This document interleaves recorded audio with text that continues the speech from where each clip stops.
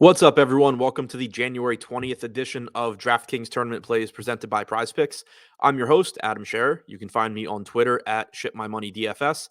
And as a reminder, you get one free month of Awesemo Plus Platinum when you sign up and make a deposit at PrizePicks. Be sure to use the code Awesemo to receive a 100% first deposit bonus up to $100.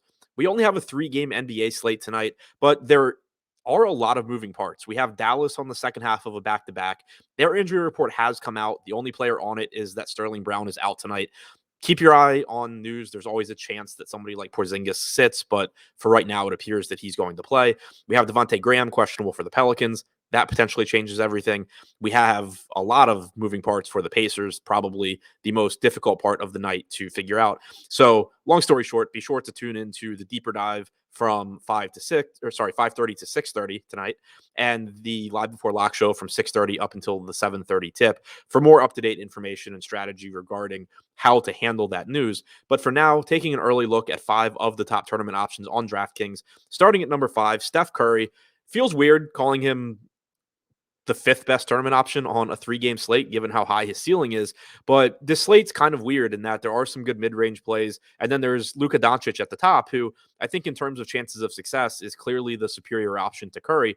But what we're seeing right now on DraftKings is that Curry is only getting a little over 50% of the ownership that Doncic is getting. Curry currently projected for only 26% ownership, 30% chance of being in the optimal lineup. There's a number of things that work in Luka's favor tonight that don't look quite as good for Curry. You know, Luka is the more consistent guy in terms of peripherals, rebounding, and assists. Their average playing time is similar, but Curry's game is more likely to get out of hand than Luka's game. So there's some blowout risk for Curry, but everyone's aware of all of those factors, and you're seeing it result in nearly a 2-to-1 ownership gap. Anytime you can get Curry at relatively low ownership on a 3-game slate, it's a pretty appealing spot to consider getting to. Number 4, Torrey Craig, projected for 24% ownership, 30% chance of being in the optimal lineup. He's $3,800 on DraftKings with small forward, power forward eligibility. This basically applies to O'Shea Brissett as well, amongst others. Potential, wing rotation options for the Pacers. But Craig has been starting recently, and it wouldn't be surprising to see him get some extra minutes tonight just to try and defend Steph Curry. But with the Pacers, not only are Malcolm Brogdon and Jeremy Lamb on the second half of a back-to-back after returning from a prolonged absence, but Domantas Sabonis apparently sprained his ankle towards the end of last night's game. Based on Rick Carlisle's comments, it doesn't sound like it's a particularly good prognosis for Sabonis.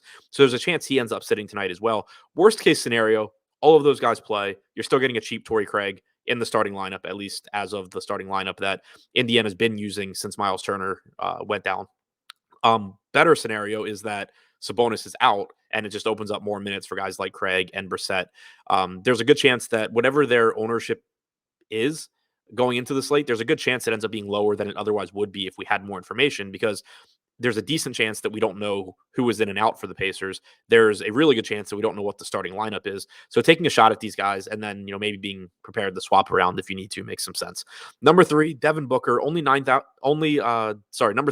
Kristaps Porzingis for DraftKings, $7,600, 25% projected ownership, 37% chance of being in the optimal lineup. I'm curious to see what happens with his ownership as the day goes on, because like I alluded to at the top of the show, I think a lot of people are just assuming Porzingis isn't going to play tonight, and that may be reflected in our ownership projections. But on Dallas's initial injury report, Porzingis isn't mentioned. So as of now, I think it's safe to assume that he's in, and I think it's safe to assume that he's playing somewhere in the 30 to 32 minute range. At $7,600, that makes him look like a very high upside option. And given the gap between his 37% chance of being optimal and his 25% projected ownership, there's wiggle room for that ownership projection to come up a bit and Porzingis to still look like an under-owned option. Number 2, Julius Randle, projected for 36% ownership with a 41% chance of being in the optimal lineup. Only $9,100, likely to play 37 or 38 minutes in a favorable matchup against the Pelicans. The only real negative I think you could potentially point to for Randle is that while the Pelicans are a poor team defensively, they do have one very strong individual defender in Herbert Jones.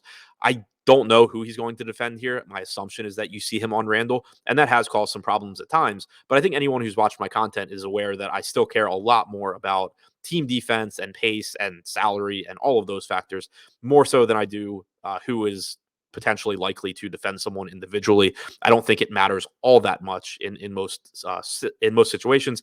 And at Randall's price tag, I really couldn't care less. $9,100, just a very easy price tag for him to pay off. And then number one coming in as the top tournament option right now on DraftKings is Devin Booker, $8,300. 40% projected ownership, but a 50% chance of being in the optimal lineup. He has point guard and shooting guard eligibility. DeAndre Ayton is out again tonight, which could lead to a couple more points in usage for Booker. But overall, it's just a really inexpensive price tag for him on a 3-game slate. He's one of the best raw scorers on the slate, always gives you 40 to 50 actual point upside. So even though he's getting a lot of ownership, his salary still makes him stand out as a top tier option. So to recap the top 5 tournament options on DraftKings: number 5, Stephen Curry; number 4, Torrey Craig; number 3, Kristaps Porzingis; number 2, Julius Randle; and number 1, Devin Booker.